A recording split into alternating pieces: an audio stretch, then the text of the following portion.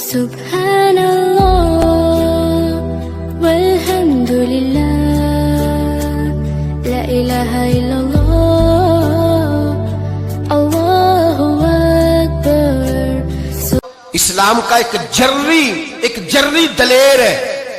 اسلام کو ایک ایسا ثبوت اللہ نے عطا کیا ہے کہ یہودی کہتا ہے اگر 6 مہینے یہ شخصیت دنیا میں اور رہتی تو شاید دنیا میں کوئی کافر نہ بچتا۔ وہ ثبوت کون ہے؟ وہ حضرت عمر فاروق رضی اللہ تعالیٰ عنہ۔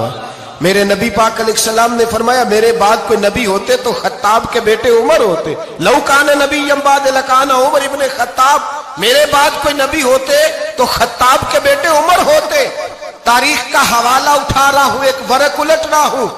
اس عمر فاروق کو در رسول پر لانے والی، اس عمر کو اللہ کے گھر کی طرف رستہ دکھانے والی، اس فاروق اعظم کو دین کا سپاہی بنانے والی، یہ کوئی اور نہیں ہے، یہ عمر فاروق کی ہمشیرہ ہے، یہ جناب عمر کی بہن ہے۔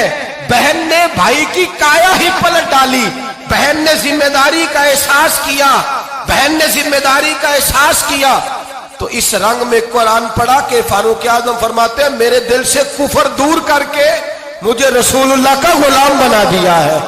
بہن اگر ذمہ داری کا احساس کرے، بہن اگر ذمہ داری کا احساس کرے، حضرت عمر فرماتے ہیں، حضرت عمر کہتے ہیں میری ایک نوکرانی نے، کنیزہ نے کلمہ پڑھا، میں اسے دروں سے مارا کرتا تھا، میں تلوار لے کے گھر سے نکلا حضور کو شہید کرنے، تو مجھے کسی صحابی نے کہہ دیا تو حضور کو شہید کرنے جا رہا ہے، گھر کی تو خیر منا، تیری بہن اور بہنوئی بھی کلمہ پڑھ گئے۔ کہتے میں گیا، باہر دروازے پہ تھا تو میری ہمشیرہ اندر قرآن پاک کی تلاوت کر رہی تھی۔ فاطمہ بنت خطاب، فاطمہ بنت، کتنا پسند ہے یہ نام صحابہ، کس نے رکھا ہوا ہے؟ فاطمہ بنت خطاب تلاوت کر رہی تھی، سعید بن زید بہنوئی بھی تلاوت سن رہے تھے۔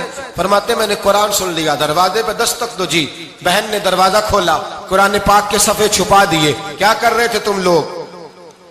بہن خاموش ہو گئی۔ میں نے کہا بولتے کیوں نہیں؟ مجھے کسی نے بتلایا ہے تم نے کلمہ پڑھا ہے۔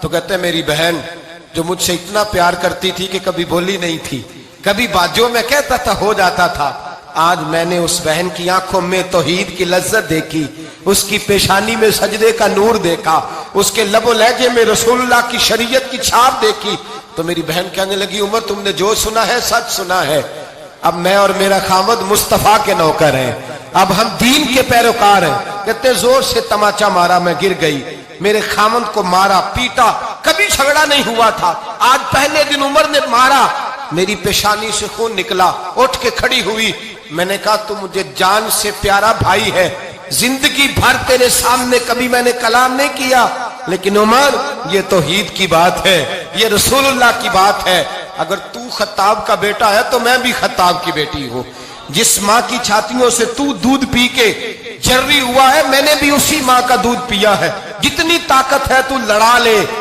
جتنی ہمت ہے تو مار لے، لیکن اب میں رسول اللہ کا دامن نہیں چھوڑوں گی۔ حضرت عمر کہتے ہیں بہن کی قوت ایمانی نے، بہن کی قوت ارادی نے، بہن کے توکل اور یقین نے مجھے مجبور کیا۔ میں نے کہا میری بہن کے دل میں اگر کوئی بات آئی ہے تو اس میں سچ ضرور ہوگا، اور اگر بہن بھائی کو اس دلیری کے ساتھ درس دے رہی ہے تو اس کے اندر کوئی نکھار ہے۔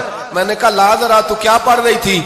جناب عمر کہتے ہیں پھر بہن نے دلیری والا جواب دیا، فرمایا ایسے کیسے لاؤں؟ جا پہلے غسل کر کے آ، جا وضو کر کے آ، کپڑے بدل کے آ، یہ رسول اللہ کا قرآن ہے، یہ اللہ کی کتاب ہے، بے وضو بے غسل نہیں پڑھی جا سکتی۔ فرماتے میں غسل کر کے کپڑے بدل کے جو بیٹھا، بہن نے قرآن پڑھا، بہن نے قرآن پڑھا۔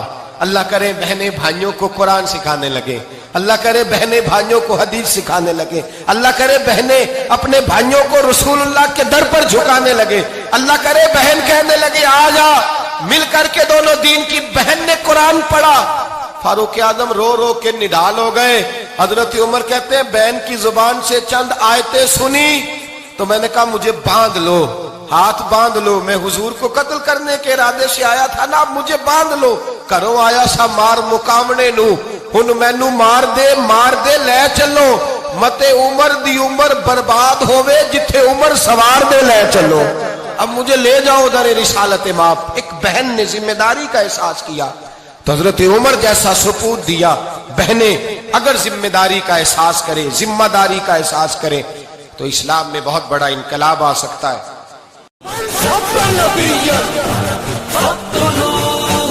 لبیک لبیک لبیک